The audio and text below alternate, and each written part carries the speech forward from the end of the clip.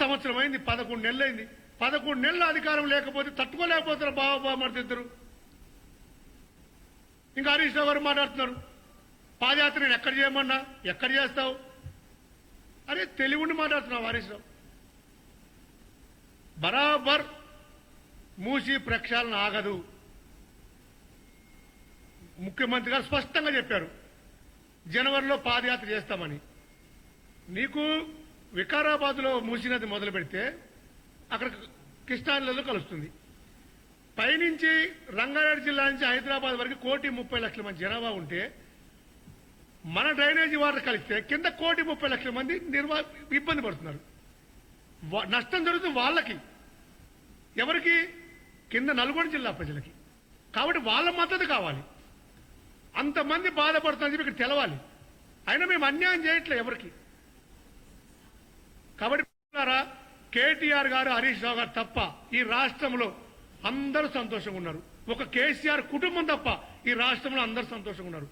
స్పందిస్తుంది కూడా కేటీఆర్ హరీష్ రావు మాత్రమే. మిగతా ఎవ్వరూ మాట్లాడట్లా. అందరూ కలుగులో దాక్కొని ఉన్నారు అవినీతి చేసి. ఎక్కడ బయటపడుతావు, ఎక్కడ జైలుకి పోతామని.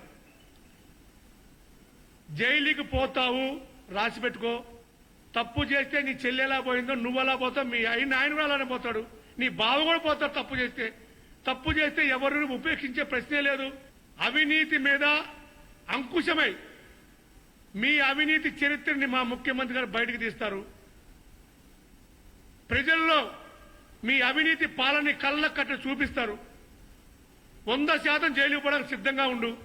ఇంక నువ్వు ఎక్సర్సైజ్ చేస్తావా, ఫిట్నెస్ అవుతావా, అది భగవంతుడు నిర్ణయిస్తాడు. ఏది ఏమైనప్పటికీ ఇప్పటికైనా సరే ముఖ్యమంత్రి గారి విషయంలో మాట్లాడేటప్పుడు సంస్కారవంతంగా కేటీఆర్ను మాట్లాడమని కోరుకుంటున్నాం. నీ నోరు అదుపులో పెట్టుకో మాట్లాడి. అవులేగావుడు వీవులేగాడు పిచ్చి మాట్లాడితే మంచిగా ఉండదు బిడ్డ. చదువుకున్న వ్యక్తికి సంస్కారవంతం ప్రవర్తించమని చెప్పి తెలియజేస్తూ మరొక్కసారి రేవంత్ రెడ్డి గారి మీద, ముఖ్యమంత్రి గారి మీద కేటీఆర్ చేసిన వ్యాఖ్యల్ని కాంగ్రెస్ పార్టీ తీవ్రంగా ఖండిస్తుంది. ఇలాంటి వ్యాఖ్యలు మళ్లీ చేస్తే మాత్రం తీవ్ర చర్యలు తప్పవు అని హెచ్చరిస్తున్నాం.